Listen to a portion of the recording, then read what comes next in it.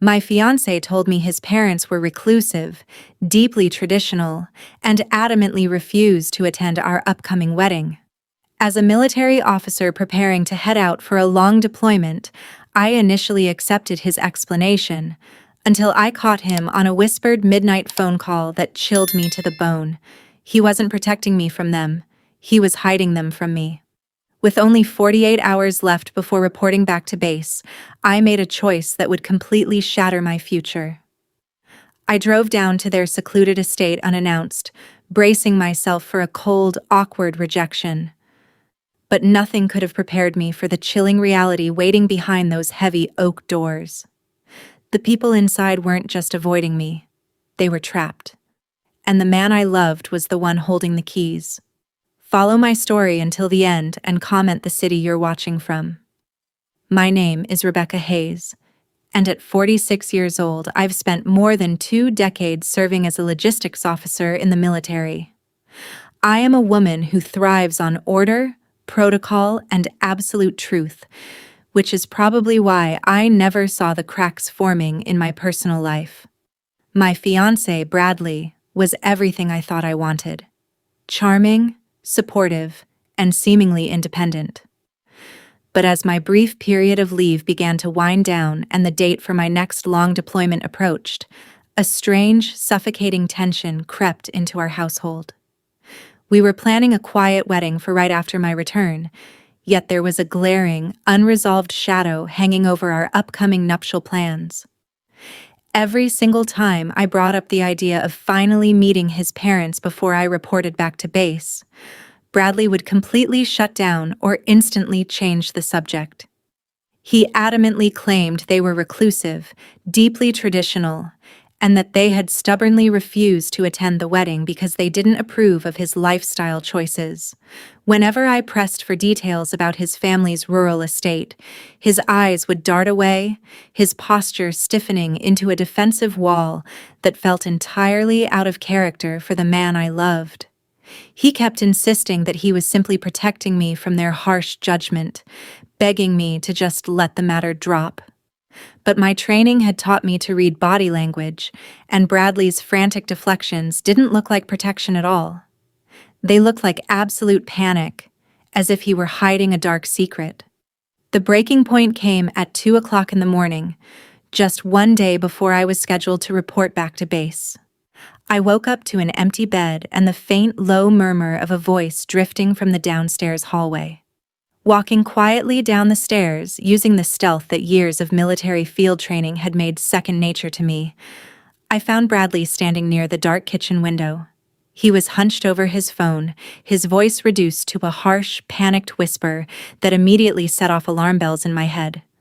I pressed my back against the wall, holding my breath as I listened to a conversation that completely shattered my perception of the man I was about to marry. "I told you, I'm keeping her away from the property," Bradley whispered fiercely into the receiver, his knuckles white against the counter. "She leaves for deployment tomorrow, and once she is gone, we can finally force the old folks to sign over the remaining assets." There was a brief pause as the person on the other end spoke, and then Bradley snapped back. "I don't care if they are resisting. Just make sure they don't ruin the timeline. Once the papers are finalized, they won't be able to do anything." My blood ran completely cold in my veins. He wasn't protecting me from a pair of stubborn traditional parents. He was systematically isolating them from me while planning something sinister. Right then, I knew I couldn't just drive to base. I had to use my final day of leave to take a dangerous detour.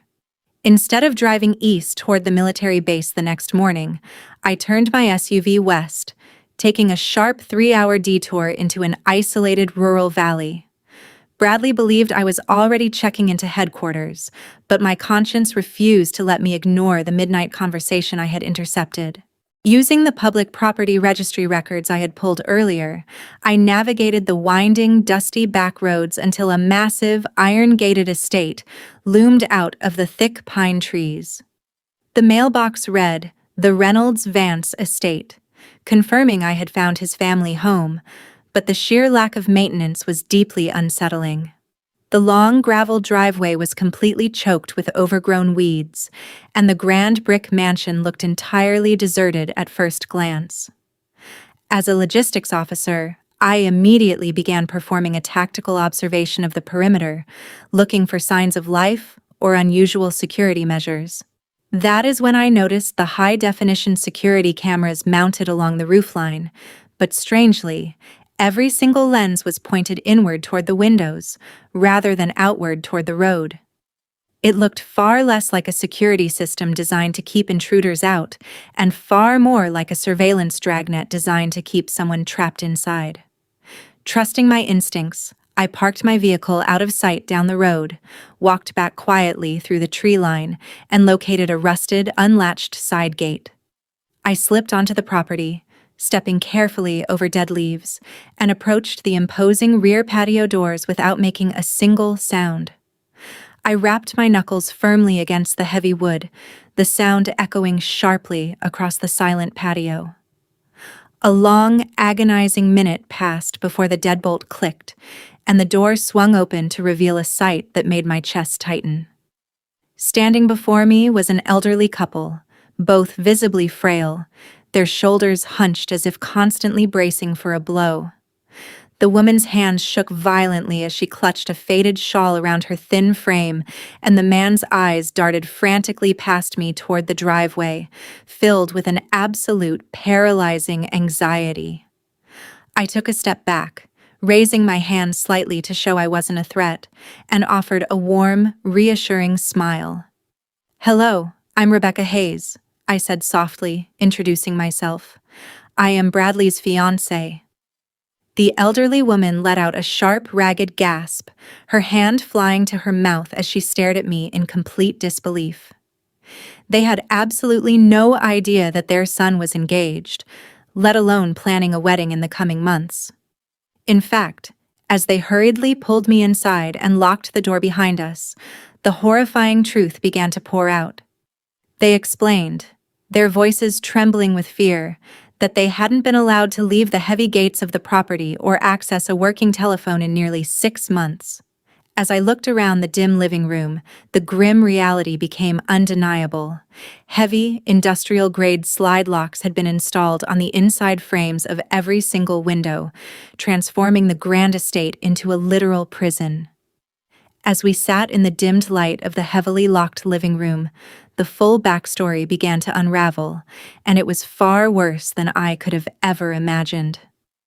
Bradley's parents explained that their son was not the wildly successful, self-made, independent businessman he had confidently pretended to be to me. Instead, he was a desperate fraud who had spent the last 2 years systematically draining their entire life savings after tricking them into signing a comprehensive power of attorney. They showed me stacks of hidden bank notices detailing the liquidation of their hard-earned retirement funds, revealing a terrifying trail of deliberate financial devastation. Bradley had stolen millions, leaving his own vulnerable parents completely destitute in the twilight of their lives. But the most impending threat was the timeline they revealed next, which perfectly matched the panicked midnight phone call I had intercepted. Bradley was planning to finalize the sale of this historic family estate next week, using forged consent forms to bypass their objections entirely.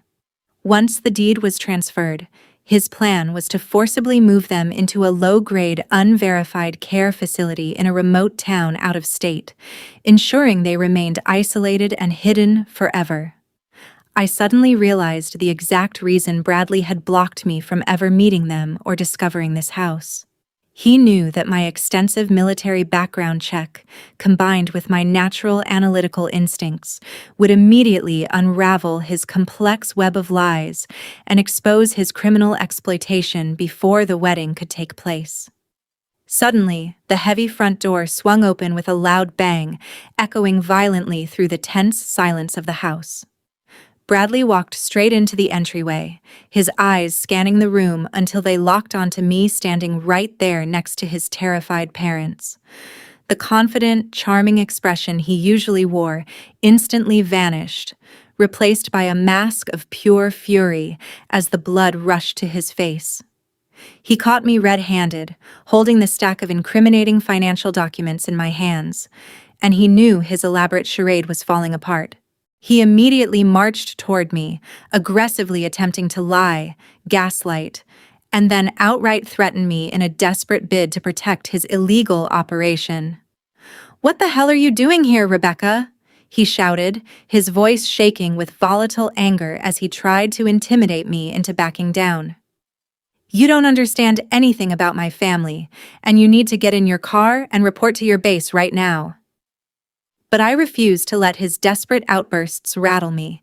I simply stood my ground, utilizing the intense crisis management and strict military composure I had developed over 2 decades of service. While he continued to pace and furiously demand that I leave the property, I quietly reached into my pocket and activated the secure recording application on my phone. I kept him talking, systematically documenting every single admission of guilt and desperate threat that poured out of his mouth, turning his own panic into the ultimate weapon against him.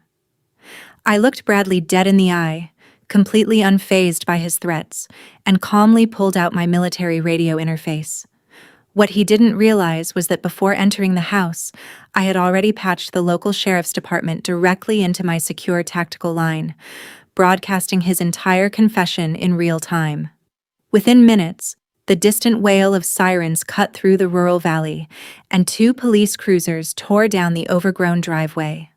Law enforcement officers swarmed the living room, immediately detaining Bradley and placing him in handcuffs under charges of financial exploitation, grand larceny, and elder abuse. The look of absolute defeat on his face as they led him away was the ultimate validation of everything I had fought for. With the immediate threat neutralized, I focused entirely on ensuring his parents were safe, coordinating with a trusted out-of-state relative to arrange their immediate relocation and legal protection. I looked down at my engagement ring, slipped it off my finger, and left it sitting on the dust-covered kitchen counter without a single shred of regret. I had exposed a monster, protected the innocent, and managed to salvage my own future all within a 48-hour window. Glancing at my watch, I walked out to my vehicle, completely free of the deception that had almost trapped me, and drove toward headquarters to report back to base exactly on time. Now, I'm curious about you who listened to my story. What would you have done in my place? Comment below and check out the next stories on screen.